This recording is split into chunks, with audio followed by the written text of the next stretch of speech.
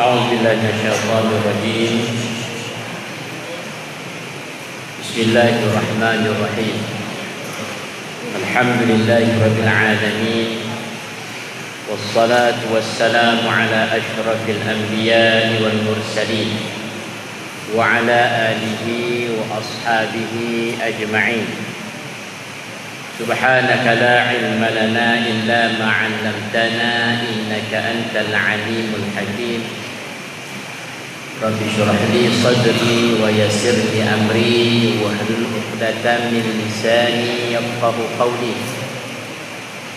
اللهم أغننا بالعلم وزينا بالحلم وأكرمنا بالتقوى وجملنا بالعافية والحمد لله رب العالمين. InsyaAllah kita sambung kembali kuliah tafakuh kita secara bulanan. InsyaAllah kita akan mulakan dahulu dengan kitab Bidayah Al-Hidayah, Bidayatul Hidayah karangan Al-Imam Hujjatul Islam Abu Hamid Al-Ghazali rahimahullah. Kita dah bicara berkaitan dengan selesai adab seorang penuntut ilmu. Kemudian kita dah mula masuk tentang adab dengan ibu bapa.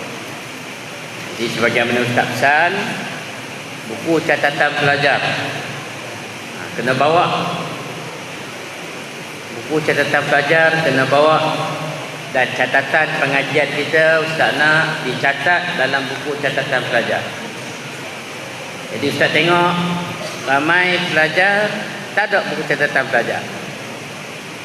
Patut kena bawa.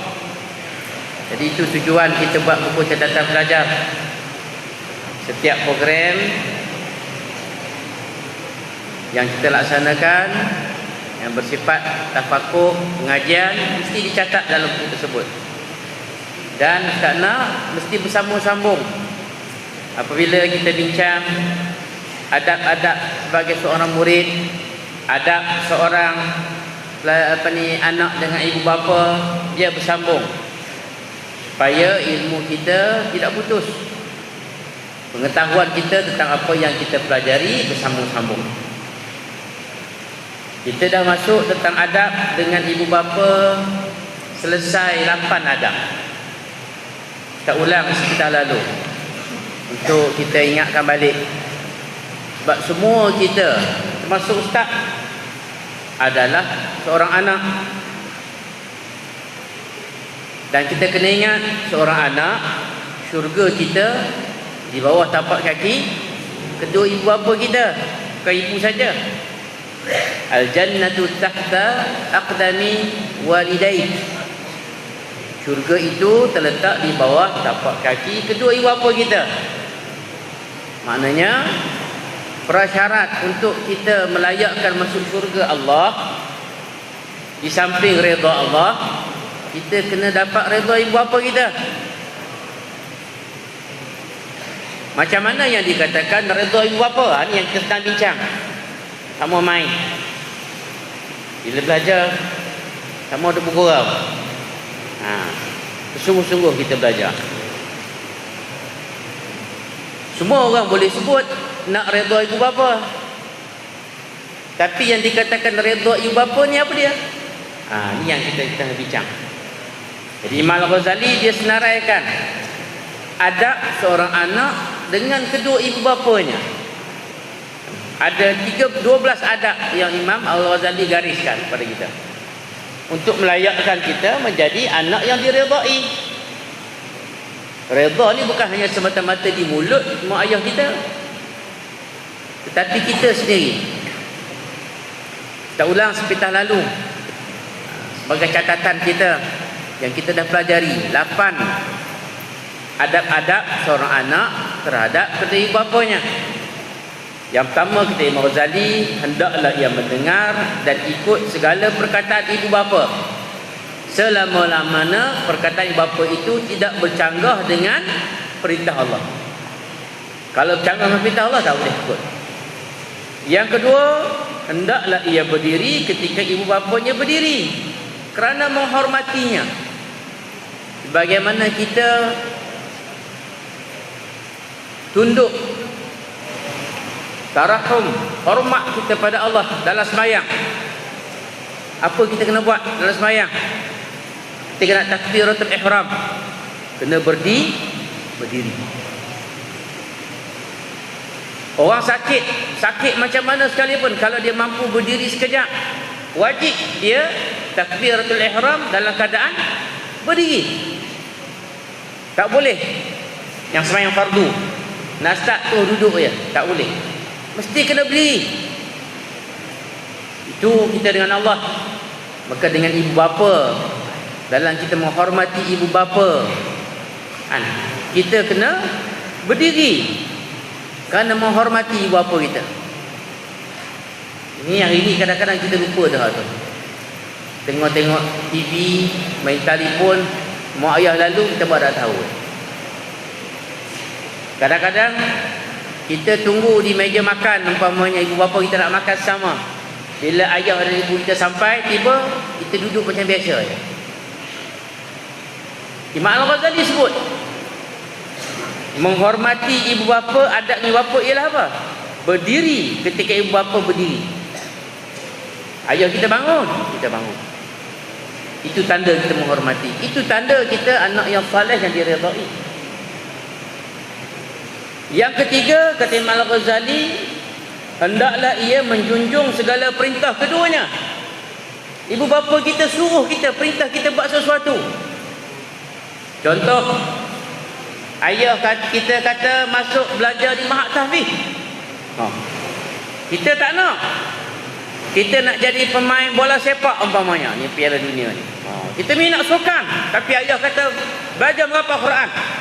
Kita junjung perintah ibu bapa. Itu adab anak yang soleh. Memang dah kalau tanya anak kecil, kalau cuba awak balik tanya adik-adik entah yang umur 5 tahun, 6 tahun, dia nak jadi apa? Dia nak jadi Ultraman. Tak, kehendak dia.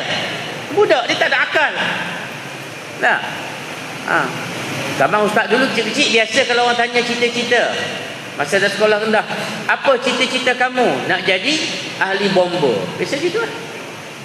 Nak jadi polis trafik. Sebab apa? Sebab zaman ustaz kecil-kecil dulu ada cerita filem drama bersiri, nama dia Cik. Dia cerita polis trafik. Soho lah. Semua pakat jadi polis trafik lah kan. Cita-cita ahli bomba, cita-cita polis trafik, cita-cita nak jadi askar. Biasa 3 tu ya. Jarang hak lain-lain.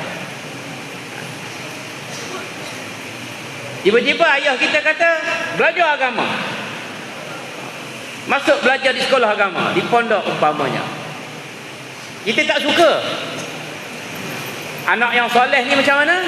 Menjunjung segala perintah keduanya. Kena gitu. Selama mana yang ayah ibu bapa suruh itu tidak bercakap dengan syarak. Kalau bercakap dengan syarak tak boleh. Yang keempat, janganlah ia berjalan di hadapan keduanya. Anak-anak hari ni kadang-kadang ibu bapa kita cakap duk minum air depan, dia melintah depan hidung apa panggil. Orang tu kata jalan sentuh hidung dia baik. Itu tak ada adab. Dengan ibu bapa kita dilarang jalan hadapan dia. Kau nak lalu belakang dia. Kalau berjalan sama-sama, ibu bapa kita kena duduk depan. Lepas tu nanti kalau entah semua ada tiba-tiba tetamu mari, ada syekh ke mari, tetamu mari, waktu kita nak keluar, beri laluan tetamu kita, orang alim keluar dulu, syekh kita keluar dulu, kita jalan belakang dia, tunjuk jalan ya. Ni dah kadang-kadang berebut sama-sama nak keluar. Kita ada adab main. Jangan ibu bapa kita begitu tak? Lebih-lebih lagi.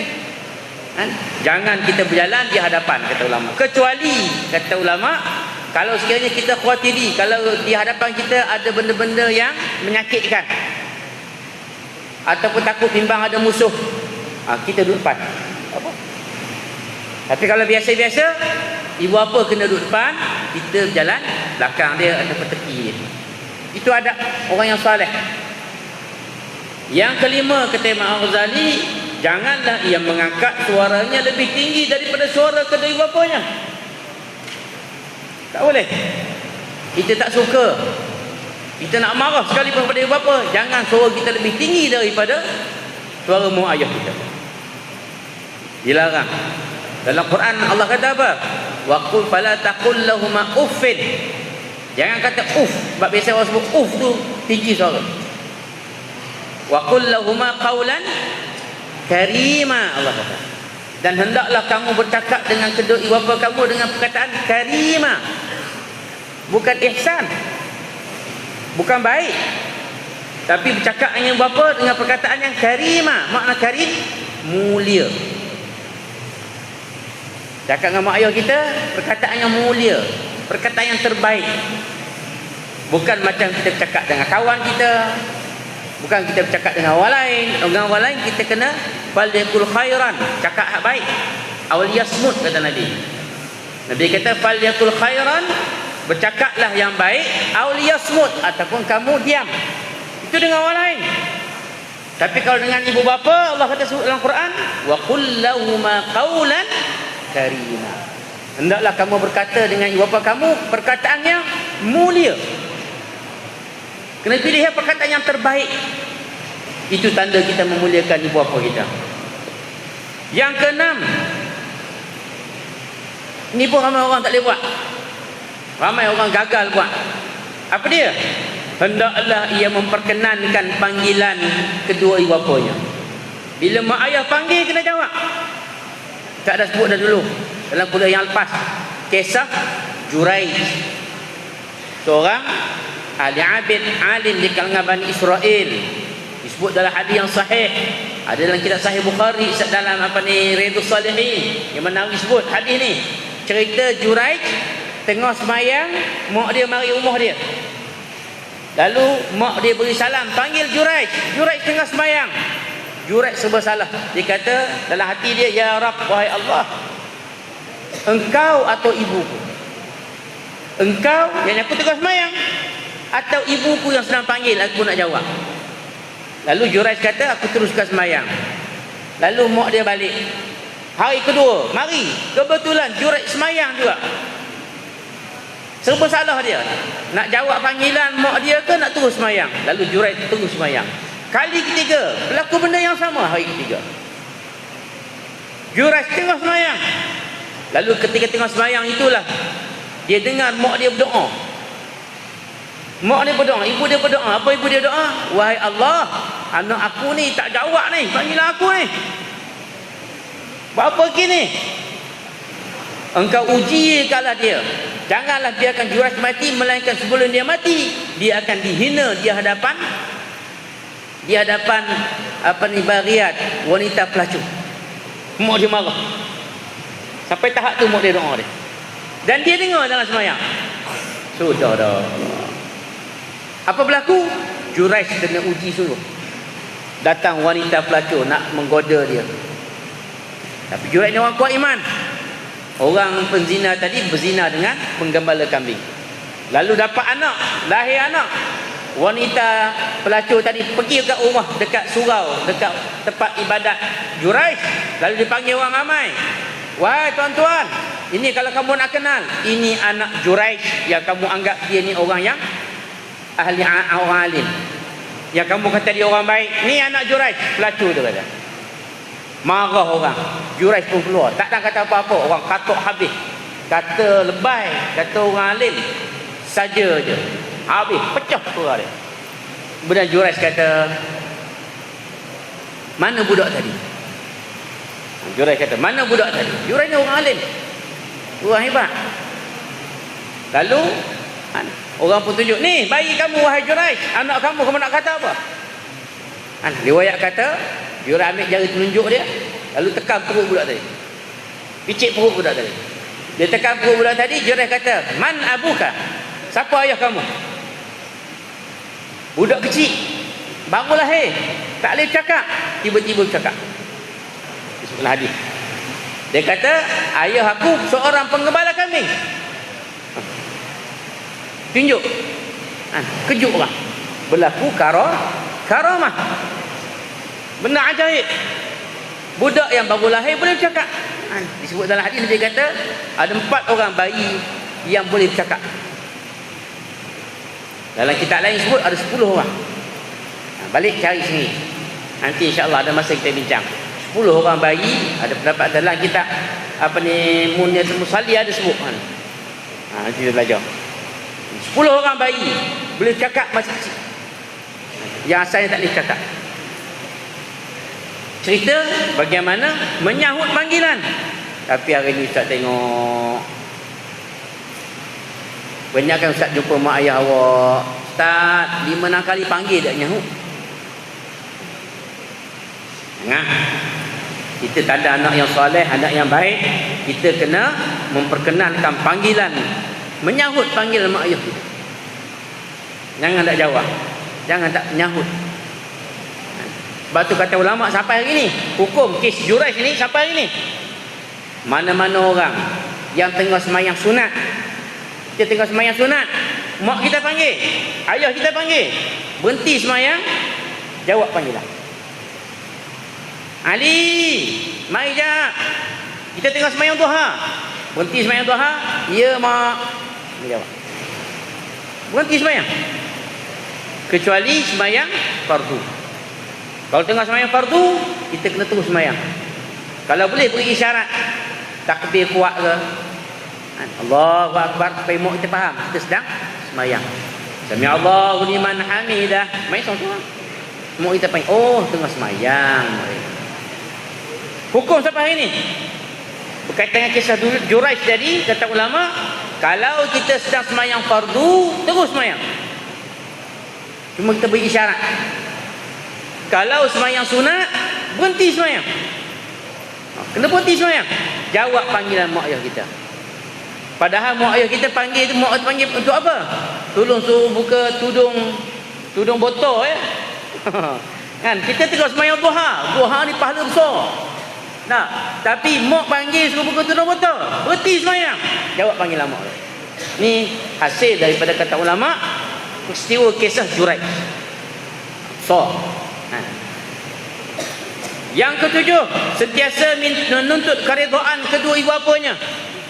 Ni, kita ni setiap kali nak mari sekolah, kalau pelajar asrama time minggu balik nak mari sekolah, salam mak ayah kita, beritahu, ya ayah, mak, redha saya deh, maafkan saya, minta ampun, ya Allah, mak, tolong redha saya. Sentiasa sebut mulut minta redha. Minta redha. Sebab apa? Kata Nabi, ridha Allah ma'a ridha walidaih, kata Nabi.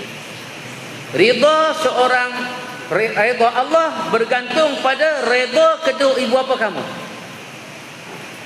Ridha Allah bergantung pada ridha kedua ibu bapanya. Allah tak akan ridha orang yang derhaka kepada kedua ibu bapanya. Tak ada sebut dah dulu kan? Kisah, ingat ada lagi? Dalam Quran ada satu surah namanya surah Al-A'raf. Sahabat tanya, siapakah itu Ashabul A'raf?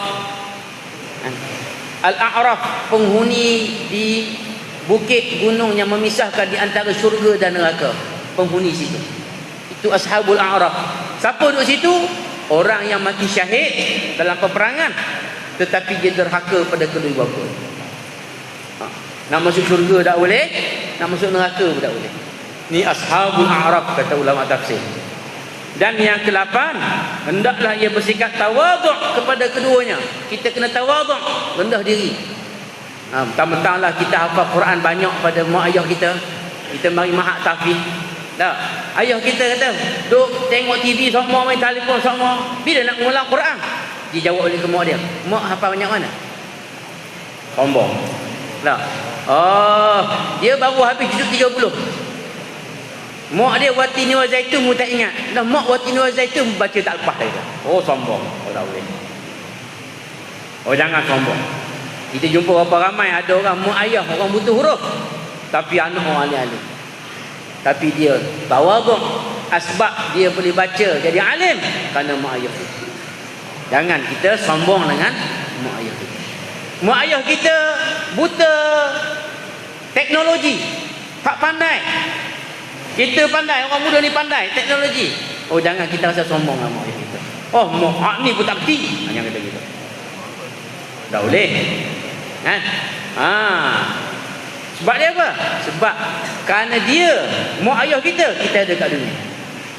Baik, itu yang ke-8. Baik, kita masuk yang ke-9. Qala musannif rahimahullahu ta'ala wa nafa'ana bi umumihi fid darain amin. Yang ke-9, janganlah ia menyebut-nyebut jasanya kepada keduanya, dan jangan pula ia menyebut sebarang perkhidmatannya bagi keduanya. Anak jangan duk pakit, orang Terengganu kata duk ungkit, kan? Ungkit kebaikan dia kepada mak ayah dia, kan? Kita baru mak kita, ni mari tolong kejap ni, angkat tong gas. Tadi kita buat dah kan? Kita ungkit. Dulu semua kita buat. Dah, adik suruh siapa? Ini kadang-kadang ni ada penyakit cemburu. Penyakit cemburu. Kan? Sikit-sikit kita. No, adik, abang, kakak buat benda. Okey. Ni baru kecil-kecil okey dah. Pakit dah. Esok ni awak besar nanti. Kan? Awak mula kerja besar, awak mula tanggung ibu bapa awak. Awak kata, siapa beri duit ke mak? Kita lah. Orang lain mana beri? Contoh. Jangan. Dilarang. Dosa. Tak boleh. Kan? Kita menyebut-nyebut jasa kita. Mak ayah boleh sebut jasa dia kat kita. Ibu bapa atau ulama yang boleh manan, mengungkit 3. Allah Ta'ala akan ungkit. Allah akan tanya kita segala nikmat yang dia beri kat kita, kita buat apa. Yang kedua, mak ayah. Ibu bapa boleh ungkit. Ibu bapa kata apa? Ni, mak kata, ni susu badan aku ni tu dalam darahmu. Apa ni? Ni susu badan mak. Awak rasa besar diri sangat? Tak boleh. Kalau sampai tahap tu, ibu bapa tuntut, seorang ibu tuntut susu dia balik, habis anak. Kan? Ayah boleh tuntut balik. Tetapi kita dengan ibu bapa tak boleh ungkit, bangkit jasa kita pada mak ayah. Guru boleh ungkit. Main lagi. Tak pandang dengan halus mana. Entah. Baca mulai. Catat kertas buku tak bawa tu lah.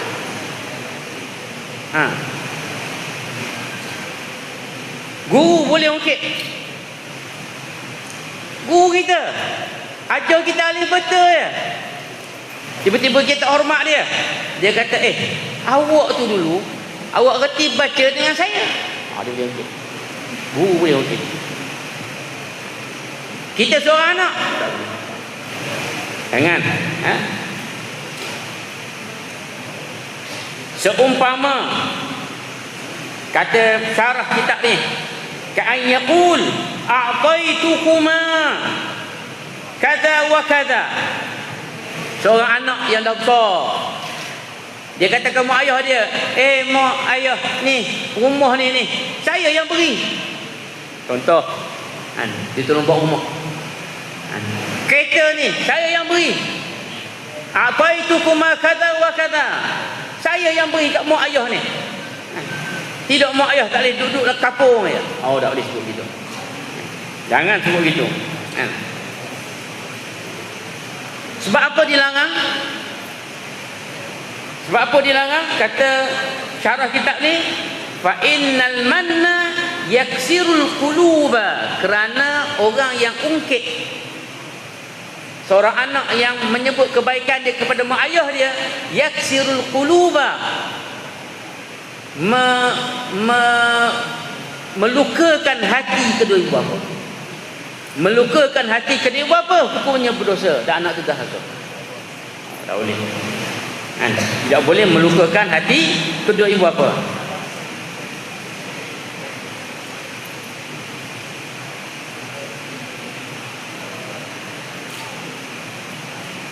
Yang ke-10, janganlah ia melihat kepada keduanya dengan pandangan penghinaan. Jaga. Ini banyak anak-anak kadang-kadang dia pula cerelong ke mak ayah dia. Tengok. marah. Tak puas hati. Kan? Jangan. Nanti kita tengok syarah dia. Wallahu ta'ala alam.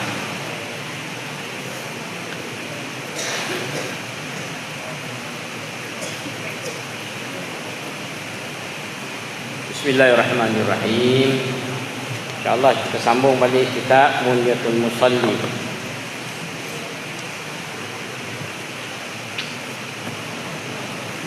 Kita dah sampai pada muka surat yang keempat, baris yang ketiga dari keempat dari bawah.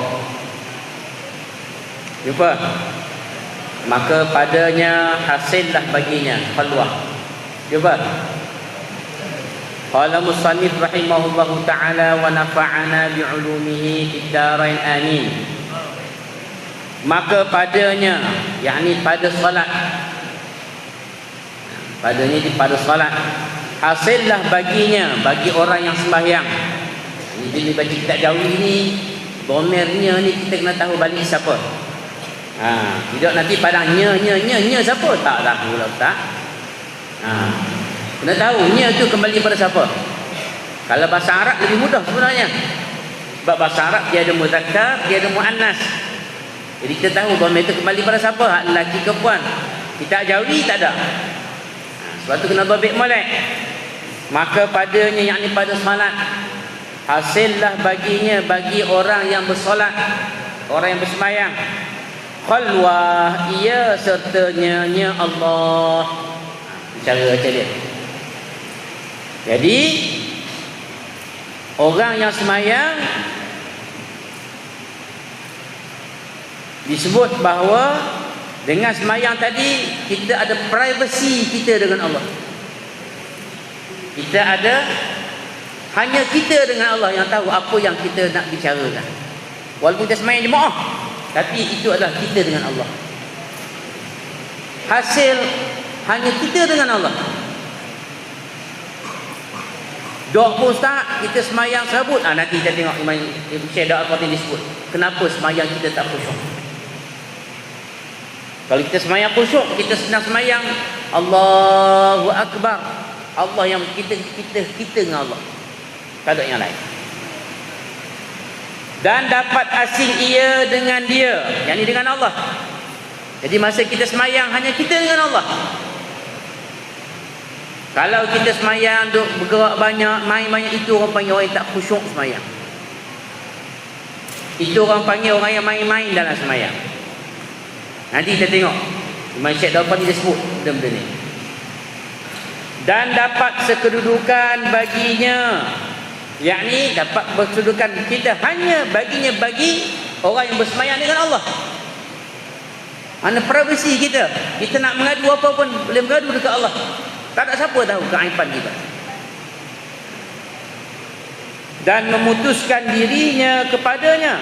Diri orang yang sembahyang kepadanya, kepada Allah. Dan dapat padanya itu, yakni pada solat tadi, mengangkatkan daripada hati mereka itu akan dinding dan tabir yang antaranya, yakni antara orang yang bersembahyang dan antara Tuhan. Koma situ. Nyatalah padanya itu segala haqaiq dan asrar, teranglah padanya cemerlang segala cahayanya. Titik dia. Maknanya apa? Sembahyang ni hasilnya apa dia? Kita akan hanya menyendiri kita dengan Allah, memutuskan hubungan kita dengan dunia yang lain. Sebab tu bila kita sembahyang, tak boleh kita bercakap dengan orang lain. Ke boleh tengah sembahyang cakap telefon? Orang telefon kita berjawab telefon. Tak boleh. Putus hubungan kita dengan dunia. Tak ada hubungan kita.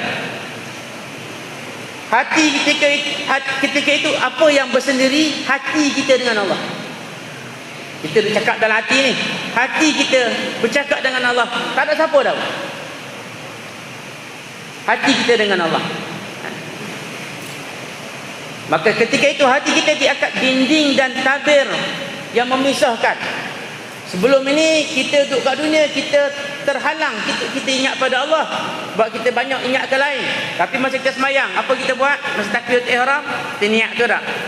Usalli fardhu dhuhri arba'a raka'atin ma'muman lillahi ta'ala. Hati kita tu hanya sedang bercakap dengan Allah. Itu maksud niat.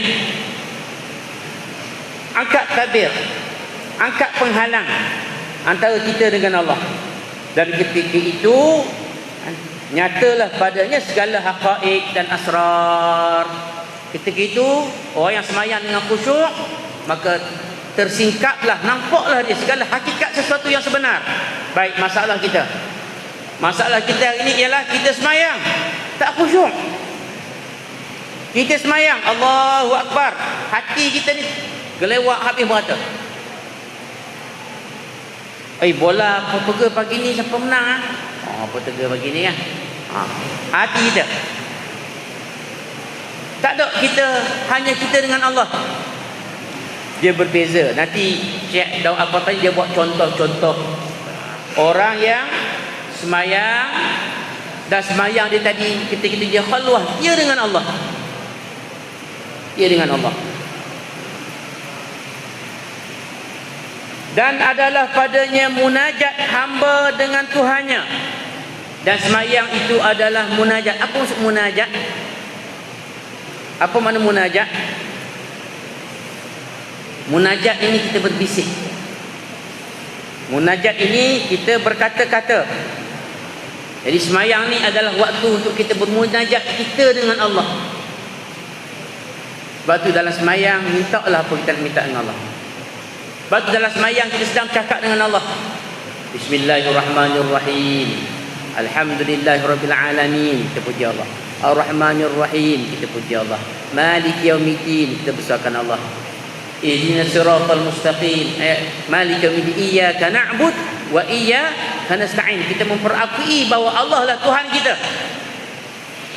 Sebab tu kata ulama, masa kita baca iyyaka na'bud wa iyyaka nasta'in, jangan kita hati kita koyak kat lain. Ada tok guru kata, jangan ketika mana kita kata iyyaka na'bud, hanya engkau kami sembah, hati kita ketika itu kita sedang bercakap dengan syaitan. Hati kita sedang cakap dengan iblis. Iblis kata, "Kek nak balik nak buat apa Kita sedang mulut sebut iyyaka na'bud. Apa maksud iyyaka na'bud? Hanya senya pada engkau kami sembah. Ketika kita sebut hanya senya pada engkau kami sembah, ketika itu hati kita sedang bercakap dengan iblis. Kita sembah siapa? Kita sembah iblis. Wal iyadu billah. Lepas tu kata ulama, ketika mana baca Fatihah, hak tempat yang kita kena betul-betul khusyuk, kita letak hati kita hanya pada Allah semasa kita menyebut iyyaka na'bud wa iyyaka nasta'in. Jaga-jaga. Apa ramai orang ketika sebut iyyaka na'budu wa iyyaka nasta'in, hati decline. Maknanya hati dia sedang memikirkan dunia. Hati dia sedang bercakap dengan iblis. Kalau hati dia ketika itu sedang cakap tentang hal dunia, dengan molek dah berdiri main dah. Tengah berdiri, orang denda main lagi.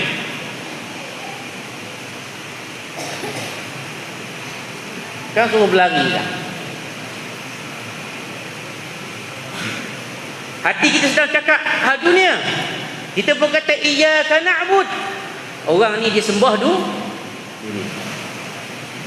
Ni ulama sebut, Tok Guru sebut, Tok Guru tak sebut juga. Jaga-jaga. Iyyaka na'bud, hati kita sedang bisikkan iblis. Iblis bisik macam-macam ni. Kita layan bisikan iblis. Ketika kita sebut iyyaka na'bud, hanya senya pada engkau kami sembah. Dia sembah siapa? Iblis.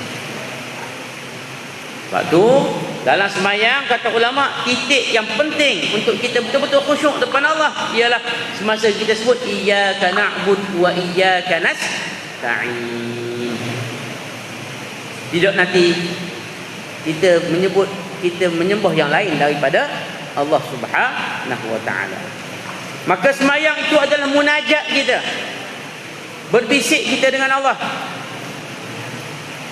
Dan jernih hatinya.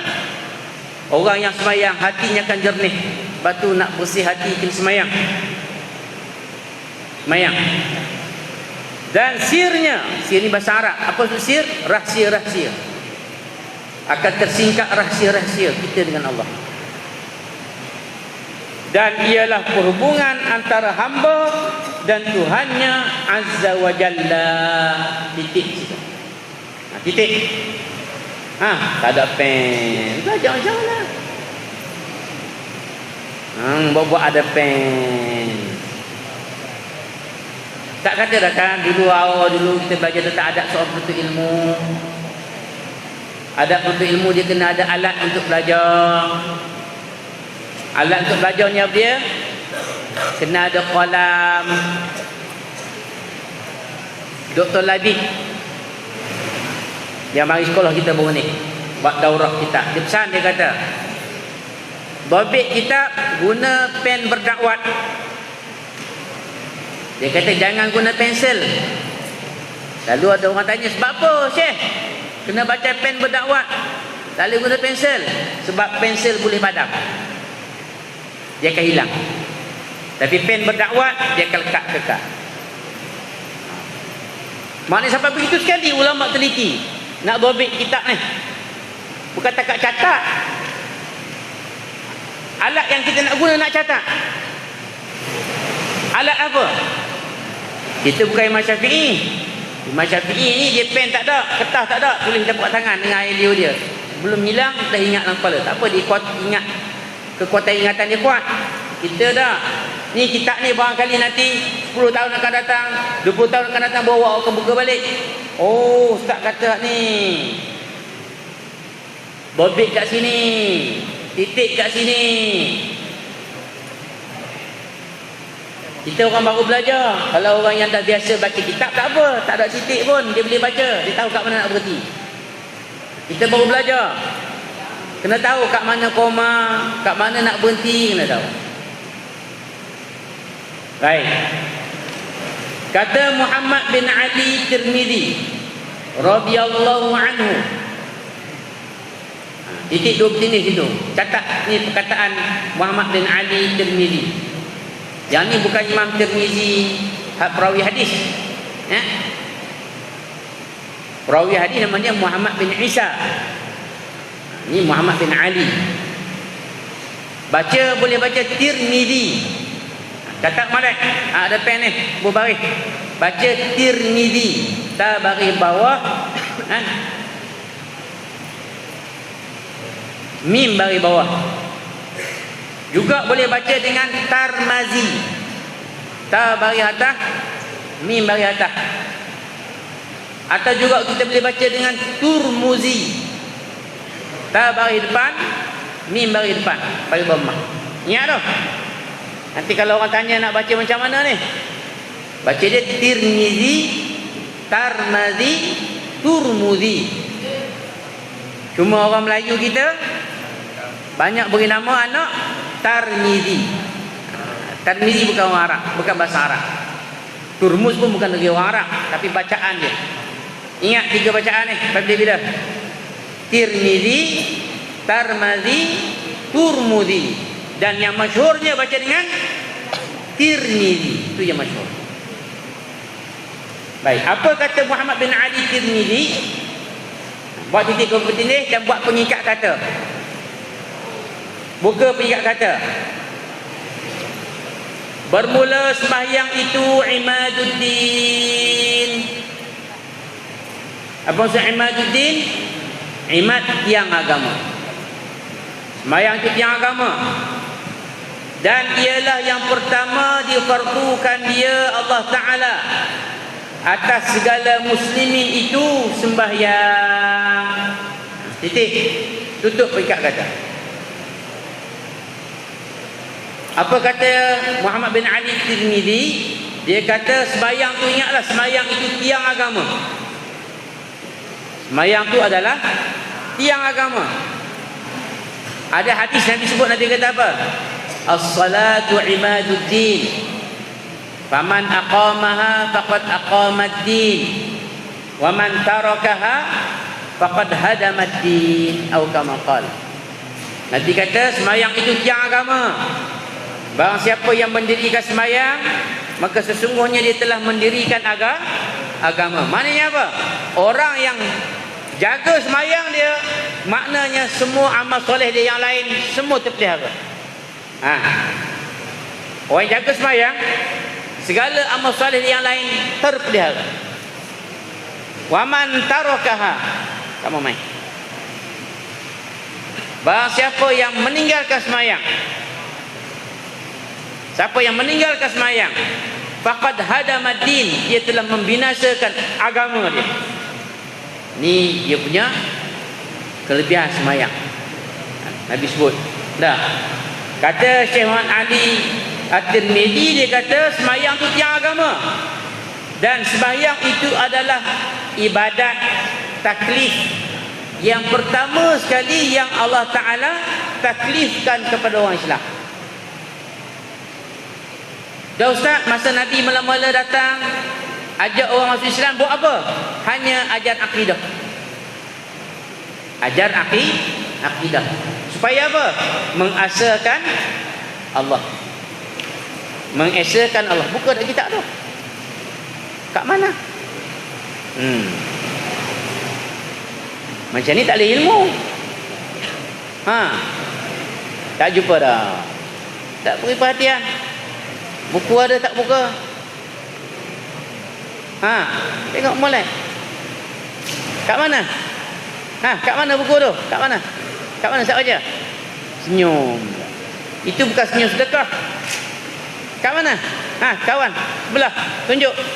Kat mana? Kat mana saya baca? Tak jumpa lah. Kawan dengan orang jahil, kita pun jahil sama. Tengok molek. Kita dah tak pandai, tak beri tumpuan kat belajar. Tengok aja lah. Baik. Jadi kata Syekh Muhammad bin Ali, dia kata sembahyang ialah ibadat yang pertama difardukan. Dan ketika mana awal-awal Nabi datang mengajak orang pada Islam, tidak ada sembahyang yang difardukan, melainkan hanya mengajak supaya akidah kita betul. Iaitu apa dia? Mentauhidkan Allah. Beritahu bahawa ada hari akhirat. Dah bila sembahyang difardukan? Sembahyang difardukan pada malam Isra' dan Mi'raj. Baik, soalan. Ada orang tanya, sebelum peristiwa Isra' dan Mi'raj, Nabi dengan orang Islam sembahyang tak? Sembahyang tak? Sembahyang. Kata ulama, Nabi sembahyang, tetapi bukan sembahyang fardu. Dan sembahyangnya 2 waktu. Siang hari 2 rakaat, pagi hari dan malam hari 2 rakaat. Itulah sembahyang yang mula-mula sebelum disyariatkan sembahyang 5 waktu. Jadi mula-mula sembahyang dulu, sembahyang siang hari pagi hari 2 rakaat dan malam hari 2 rakaat.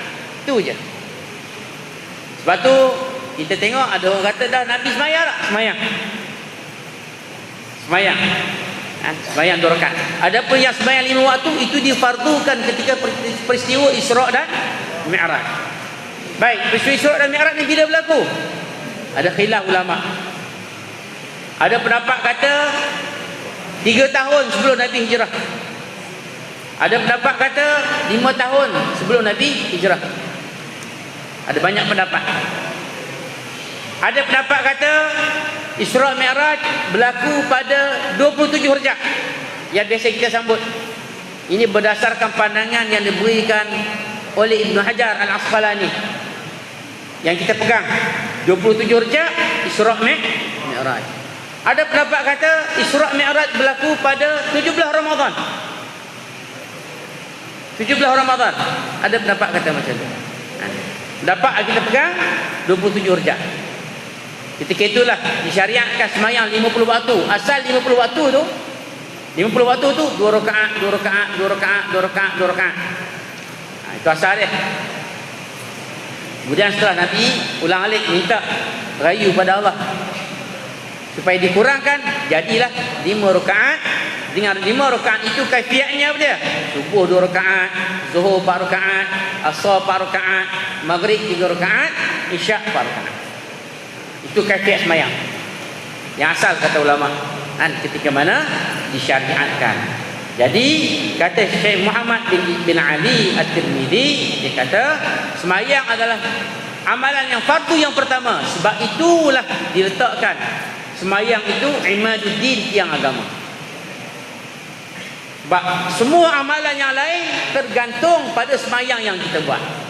Sebab ada orang dia puasa, ada orang dia bayar zakat, ada orang dia buat baik tapi tak sembahyang, maka segala amalan yang lain semuanya hancur, tak dinilai di sisi Allah Subhanahu wa taala. Bermula sembahyang itu, baik titik tadi. Masuk ayat baru. Ni perkataan siapa pula ni? Ni perkataan Syekh Daud Al-Qahtani. Bermula sembahyang itu berhadap Allah Taala atas segala hamba-Nya, supaya berhadap segala hamba itu kepadanya dalam rupa kehambaan. Jadi sembahyang ni apa? Sekarang kita mula masuk. Imam Syekh Daud Al-Qahtani mula bicarakan pada kita hakikat sembahyang. Sembahyang ni apa sebenarnya? Selama ni kita terus sembahyang, akad takbir, kita rukuk, kita tak pelajari apa makna sembahyang sebenarnya. Kata Syekh Daud Al-Qahtani, sembahyang yang sebenar itu apa dia? Iaitu berhadap Allah Ta'ala atas segala hamba-Nya. Oh, gitu rupanya. Sembahyang ni kita sedang menghadap Allah. Sembahyang ni kita sedang menghadap Allah. Jadi bukan benda main-main, bukan benda yang boleh buat bergurau. Sembahyang ni kita sedang menghadap Allah. Allah ni siapa? Tuan punya alam. Dulu kita dah tengok tamsilan, Syekh Daud Al-Qahtani bawa misal, contoh sembahyang ni umpama kita nak beri hadiah kepada raja. Siapa pernah pergi menghadap raja? Siapa pernah pergi istana nak menghadap raja? Jangan kata raja nak pergi pejabat pentadbiran. Oh, ada aturan-aturan. Orang nak pergi jumpa raja, ustaz, itu dapat jemputan santapan bersama diraja. Ya tak, pakaian yang kena pakai. Tak boleh pakai baju biasa, dia ada pakaian. Pakai yang ni tak boleh. Nak masuk, kalau dapat raja lalu, kena buat apa? Kena angkat sembah macam mana? Kalau ada orang nak terima hadiah menghadap raja, tak boleh membelakangkan punggung kita, raja. Itu raja. Bayangkan yang kita sedang menghadap itu Allah Azza wa Jalla, Tuhan punya alam. Raja kat dunia ni pun hamba Allah. Oh, gitu sekali. Hebat. Maka kata Syekh Daud Al-Qahtani, sembahyang ni apa? Sembahyang itu ialah berhadap Allah Ta'ala atas segala hamba-Nya, supaya berhadap segala hamba itu kepadanya. Sembahyang ni, masa kita kata Allahu Akbar, Allah sedang menghadap kita, Allah nak tengok kita. Sebab tu dalam sembahyang dia ada rukun-rukun sembahyang. Dalam sembahyang ada syarat sah sembahyang. Dalam sembahyang ada perkara yang membatalkan sembahyang. Baik, macam mana cara kita nak, ketika mana kita nak berhadap Allah? Syekh Daud Al-Qahtani ajar kita. Baik, nak sembahyang ni kita nak menghadap Allah, kita sedang menghadap Allah. Nak menghadap Allah ni macam mana? Yang pertama katanya, dengan keadaannya tazallulan. Berbaring molek. Tazallulan itu bahasa Arab tu. Berbaring. Pen tak ada. Nanti baca salah lah. Berbaring molek. Ni bahasa Arab ni. Ni kelebihan kita baca kitab Jawi ni. Kitab Jawi lama dia campur bahasa Arab dengan bahasa Melayu. Apa makna tazallulan? Yakni merendahkan dirinya. Itu maksud tazallul. Jadi kalau kita ketika mana kita nak mula sembahyang, kita bercakap. Masa kita nak mula sembahyang, kita tak berdiri tegak. Masa kita nak mula sembahyang, kita tak bersedia. Itu sebenarnya seolah-olah kita sedang menghina Allah. Seolah-olah kita sedang menghina Allah. Sepatutnya kita kena tadallul, rendah diri. Kan nanti kita tengok contoh tadallul apa dia? Contoh tadallul apa dia? Berdiri dengan betul. Sebab tu masa nak semayang, menjadi rukun semayang apa dia? Berdiri dengan tegak. Apa maksud berdiri dengan tegak? Belakang kita ni kena tegak. Itu tanda tadallul. Jadi kalau kita nak cari kawan, ni sana pesan dengan molek. Kita nak cari kawan, kawan yang baik, kita kena tengok dia baik semayang dia.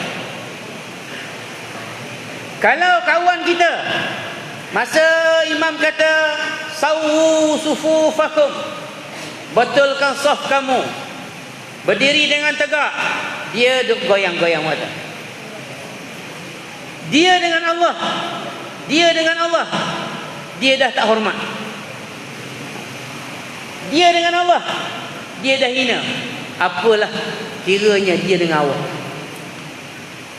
Dia dengan Allah, dia tidak tadallul.